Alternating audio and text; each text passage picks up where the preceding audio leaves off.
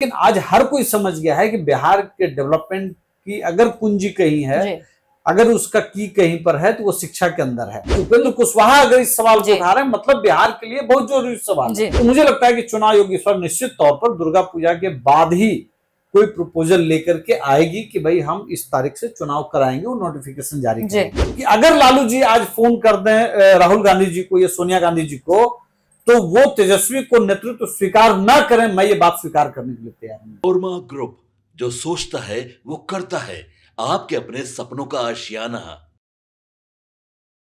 नमस्कार, एक बार फिर से स्वागत है आप सभी दर्शकों का भारत लाइव में। देखिए, आज हमारे साथ राहुल जी मौजूद हैं और आज तमाम बातें होंगी, बिहार विधानसभा चुनाव से जुड़ी बातें होंगी, राजनीति से जुड़ी बातें होंगी।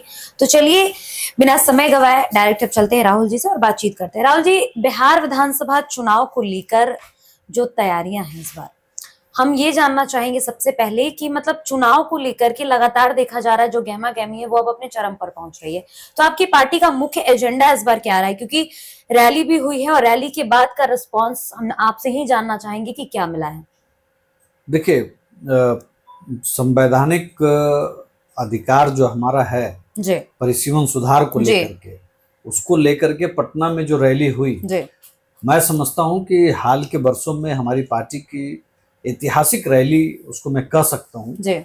और उसको जिस तरह का रिस्पांस गया में, रोहतास जिले में, दरभंगा में, कई जगहों पर जो रिस्पांस मिला है और उसका जो समापन पटना के मिलर मैदान में हुआ, निश्चित तौर पर मैं इसको समझता हूं कि माननीय उपेंद्र कुशवाहा जी जिस तरह से मूल सवाल उठाते हैं राजनीति में, जो जनता से सीधे जुड़े हुए सवाल है। आपको एक बार के लिए लग सकता है कि ये सवाल क्यों उठाया जा रहा है, लेकिन जब समय गुजरता है तो लगता है कि ये चीजें बहुत इंपॉर्टेंट हैं। जैसे जब हम शिक्षा सुधार पर बात करते थे और आमरण अनशन तक की गई और हम लोगों ने मुजफ्फरपुर से लेकर के पटना तक की पैदल यात्रा की थी, जो वहां की जो बीमारी थी, जो बच्चों को जो बीमारी हो जाती थी, उसको लेकर के, उसके बाद हम लोगों ने कॉलेजियम सिस्टम पर बड़े पैमाने पे उन्होंने मंत्री रहते हुए या उसके बाद भी पूरे बिहार में उन्होंने इस आंदोलन को किया और अब परिसीमन सुधार को लेकर कर रहे हैं।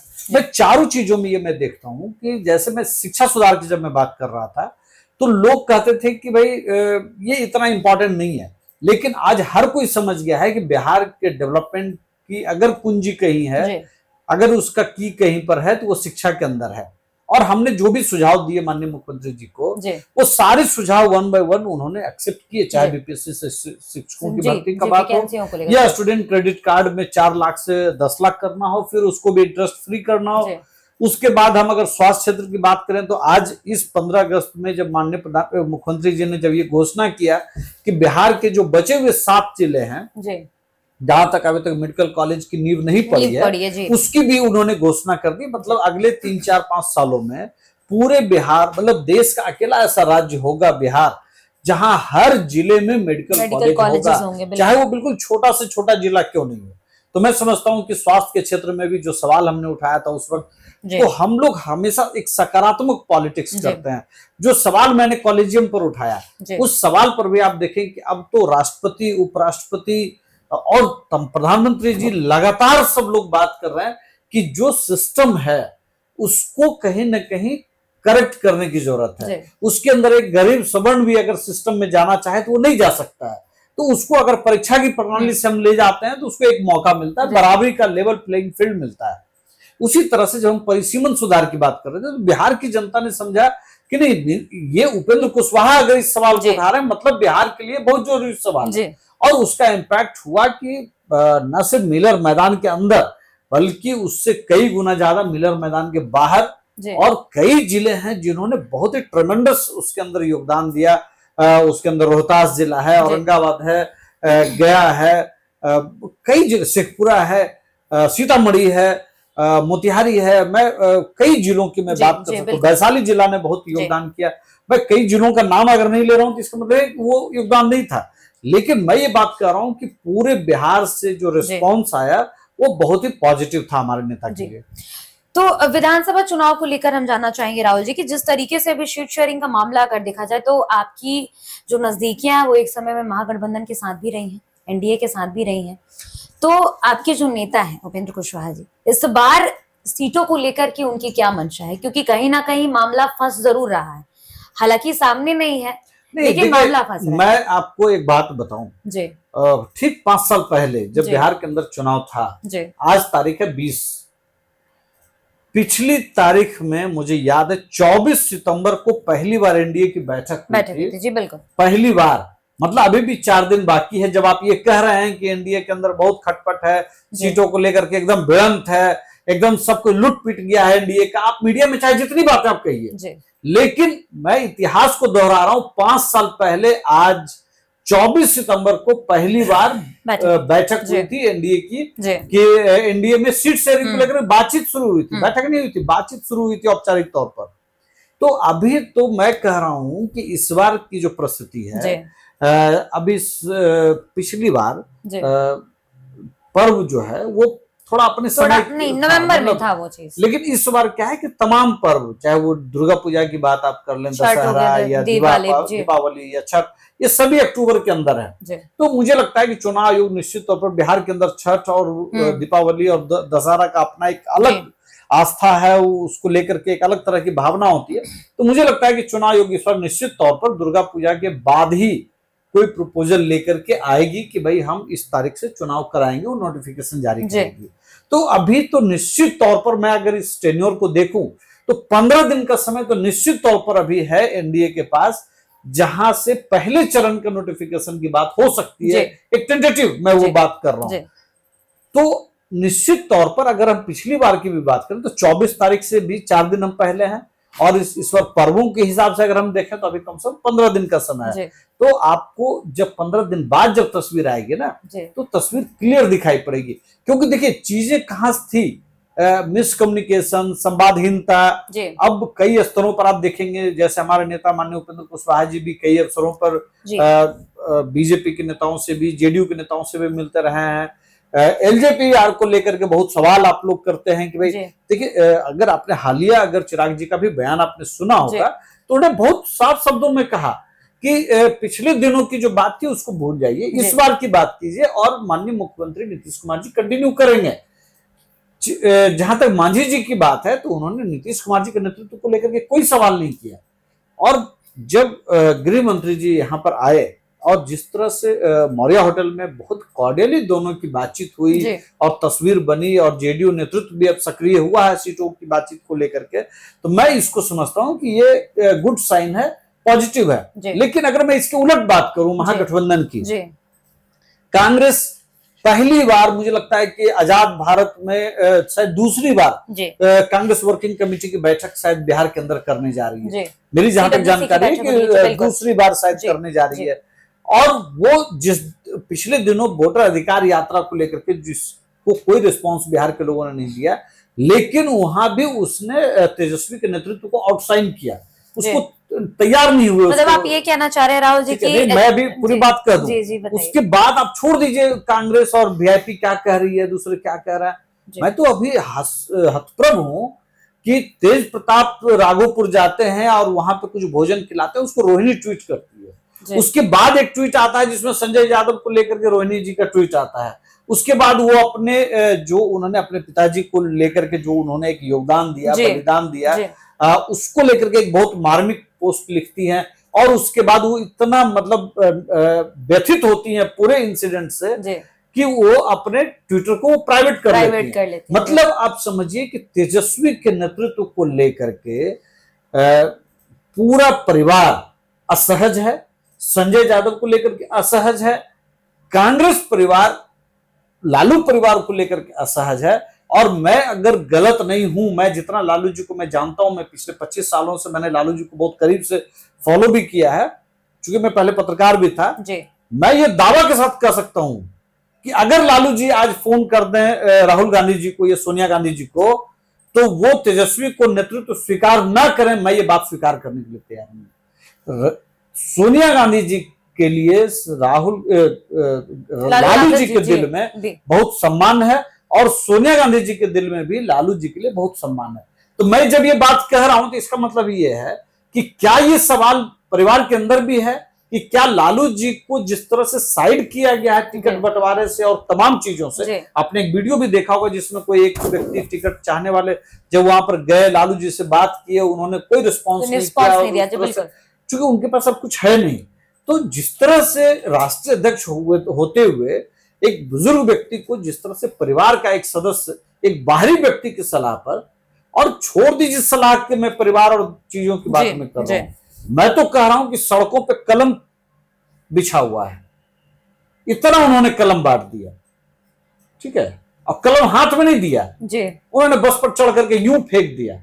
अब किसी देखिए जो पढ़ा लिखा व्यक्ति होता है उसको इज्जत होती है, वो कलम की इज्जत करता है, किताब की इज्जत करता है। हम लोग जिस धर्म में हैं, अगर पैर में कलम और कॉपी या किताब या कोई भी पठनीय चीज या पुस्तक से संबंधित, जो पढ़ने लिखने से संबंधित अगर पैर में टच हो जाए तो तुरंत हम लोग उससे माफी मांगते हैं और उसको प्रणाम करते हैं। अलग अलग धर्मों में अलग अलग तरीके से एजुकेशन को सम्मान दिया गया। लेकिन जो व्यक्ति नहीं पढ़ा लिखा होता है ना, वो सम्मान कैसे करता है? बस के ऊपर चढ़ता है, डब्बा से पेन निकालता है सैकड़ों की संख्या और यूं फेंक देता है जैसे हम फूल फेंक रहे हो, ठीक है। तो मैं ये बात कह सकता हूं कि जो कोई भी उनका सलाहकार है, निश्चित तौर पर उनको सलाह देने की जगह पे उनकी बर्बादी का रास्ता तय कर रहा है, परिवार से लेकर के, कांग्रेस से लेकर के तमाम चीजों पर।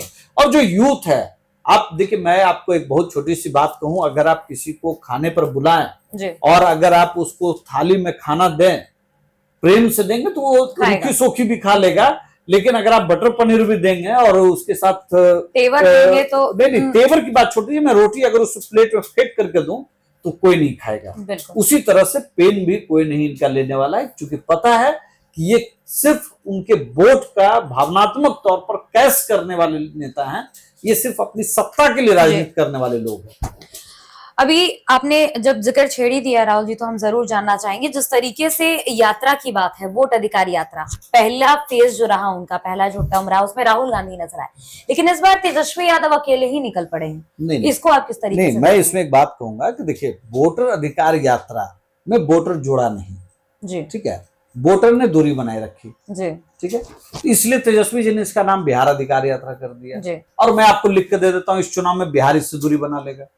मतलब आप कहना चाह रहे हैं कि इनकी ये यात्रा सफल नहीं होने वाली है? मैं क्या कह रहा हूं उसको छोड़ दीजिए, मैं बहुत छोटी सी बात आपको कहूंगा कि आप माई बहन योजना चला रहा है, आप कह रहे हैं कि भाई हम माई बहन योजना का फॉर्म भरवाएंगे, चुनाव जीतेंगे तो हम 2500 रुपए देंगे। आप मुझे एक तस्वीर दिखा दीजिए जिसमें इनकी यात्रा में 50% जो आबादी जिन महिलाओं की है उससे 20% भी, 10% भी, 2% भी दिख रहे हैं। और उस पे भी सबसे बुरी बात ये कि मुझे कहने में कोई ये नहीं है कि जिस वक्त आप महिलाओं के सम्मान की बात कर रहे हैं, आप अपने रोड शो में लोगों को जुटाने के लिए उन लड़कियों को, कुछ लड़कियों को जो बहुत सम्मान तरीके से अपना नृत्य पेश करती हैं और दूसरी चीजें, उनको आप अश्लील डांस करने के लिए आप दबाव बना रहे हैं। आप कार्यकर्ता चढ़ करके स्टेज पर उनके साथ अश्लील हरकतें कर रहा है। तो आप एक तरफ तो माई बहन योजना से आप महिलाओं को सम्मान देने की बात कर रहे हैं, और दूसरी तरफ आप अपने कृत्य से जो है आप उनको अपमानित भी करने का काम कर रहे हैं। तो मैं तो यही कहूंगा कि आधा बिहार उनसे छूट चुका है, आधा बिहार चुनाव में छूट जाएगा जी। प्रशांत किशोर इन दिनों काफी ज्यादा चर्चा में आए हुए हैं राहुल जी, कहीं ना कहीं बीजेपी और जदयू को लेकर बहुत ज्यादा टारगेट कर रहे हैं और अलग अलग नेताओं पर अलग अलग तरीके से प्रहार करें, इसको आप किस तरह से देखते हैं? देखिए, मुझे तो केजरीवाल जी याद आते हैं जी। केजरीवाल जी ने कहा कि भाई एक दौर था जिसमें कि उन्होंने क्या नहीं आंदोलन किया, पूरे लोकतांत्रिक सिस्टम को उन्होंने अपने डिक्टेटरशिप तरीके से हाईजैक किया और सब लोगों ने उसमें मदद किया, मीडिया से लेकर के तमाम चीज। और मैं अब तो कई पत्रकारों को मैं अभी सुनता हूं तो वो कहते हैं कि नहीं, मुझसे बहुत बड़ी गलती हो गई, वो रिग्रेट करते हैं।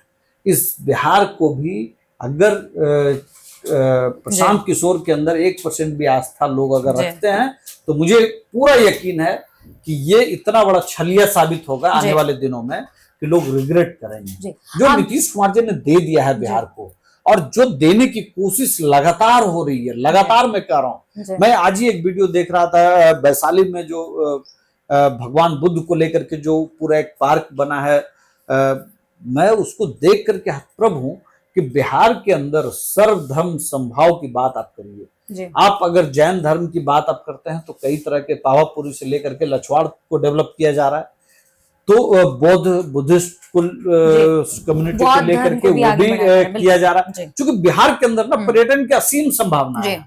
और गांधी को लेकर के भी काम हो रहा है, माता सीता जी को लेकर के काम हो रहा है। मैं ये बात कह सकता हूं कि आपको ना यहाँ पे डाइवर्सिटी दिखेगा। हर योजना में किसी न किसी को कनेक्ट कर रहा है, कहीं पे बुद्ध जी को कनेक्ट कर रहा है, कहीं पे जैन धर्म को कनेक्ट कर रहा है, कहीं पे महात्मा गांधी की जो अहिंसा का जो पाठ है उसको हम कनेक्ट कर रहे हैं, तो कहीं एपीजे अब्दुल कलाम का जो पार्क आपको पटना के अंदर बन रहा है तो हम साइंस एंड टेक्नोलॉजी से भी अपने को कनेक्ट कर रहे हैं, तो कहीं आपको गया के अंदर जो इंडस्ट्रियलाइजेशन हो रहा है अभी जो करंट आप देखिएगा वो भी कनेक्ट हो रहा है। और सबसे महत्वपूर्ण बात कि पूर्णिया जैसा जगह जो बिहार और बंगाल के बॉर्डर पे है, जो नॉर्थ ईस्ट का एक तरह से कॉरिडोर के पास है, उसको जिस तरह से कनेक्ट किया गया है बहुत तेज गति से, और आने वाले दिनों में मैं कह सकता हूं कि पूर्णिया इस बिहार का गुड़गांव, फरीदाबाद, नोएडा, गाजियाबाद कुछ भी हो सकता है, वो एक स्वरूप लेता हुआ दिख रहा है। मैं आपको बताऊं कि जिस तरह से एम्स दरभंगा के अंदर या पटना जहां पर हम बैठे हुए हैं, यहाँ पर भी 5000 बेड का जिस तरह से हॉस्पिटल बनाने की काम चल रहा है, मैं अगर छोटी छोटी चीजों को मैं अगर कनेक्ट करूं तो मुझे लगता है कि अगला 10 साल बिहार का बहुत ही ग्लोरियस होने वाला है। जी, धन्यवाद राहुल जी। तो देखिए, तमाम बातचीत हो रही थी बिहार विधानसभा चुनाव को लेकर, क्या कुछ तैयारियां हैं उपेंद्र कुशवाहा की पार्टी की तरफ से, इसके अलावा प्रशांत किशोर इन दिनों चर्चा का केंद्र बने, इसके अलावा कई मुद्दों पर हम राहुल जी से बातचीत कर रहे थे और तमाम जानकारियां दे रहे थे। फिलहाल इस कार्यक्रम में इतना ही, धन्यवाद। आपके सपनों को हमने सजाया है, ई होम्स पैनोरमा को हमने बनाया है। ई होम्स मेरा एक सपना था जिसपे मैं पिछले 4 साल से काम कर रहा था।